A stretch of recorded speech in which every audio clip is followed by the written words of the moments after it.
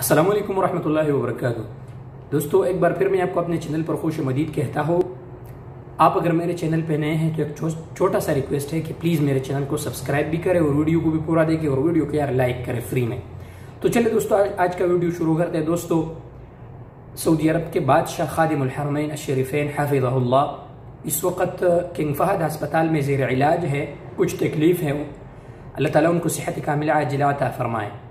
दोस्तों, वीडियो बनाने का मकसद यह है कि कुछ दोस्तों ने कहा कि यार आपने इस पर वीडियो नहीं बनाया है, लेकिन दोस्तों मैं आपको ये बताता चलूँ, ये आपके मालूमात के लिए है कि सऊदी अरब के बादशाह अल्हम्दुलिल्लाह कोरोना वायरस की वबा में जिस तरह हम अजनबी और मुकीमीन की खिदमत की है, बिला तफरीक इंसानियत की खिदमत की है, अल्लाह रब्बुल आलमीन खादिम अलहरमैन शरीफैन हफिज़हुल्लाह को इसका अजर अता फरमाए और अल्लाह ताला उनको सेहत कामिला आजिला अता फरमाए।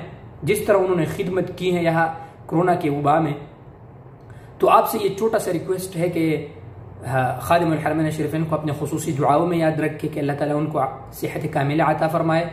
और आपसे ये रिक्वेस्ट करना था कि दोस्तों इस तरह के इधर उधर का कोई कमेंट्स या व्हाट्सएप मैसेंजर पर कोई कॉल वगैरह इधर उधर के कोई बात हम पाकिस्तानी फिर करते हैं या सब, तो आपसे छोटा सा रिक्वेस्ट है कि मुहतात रहिए, इस तरह के कोई इधर उधर के कोई वीडियोस भी मत बनाएं और इस तरह कोई बातें भी मत करें, ये आपके लिए मुश्किल हो सकते हैं।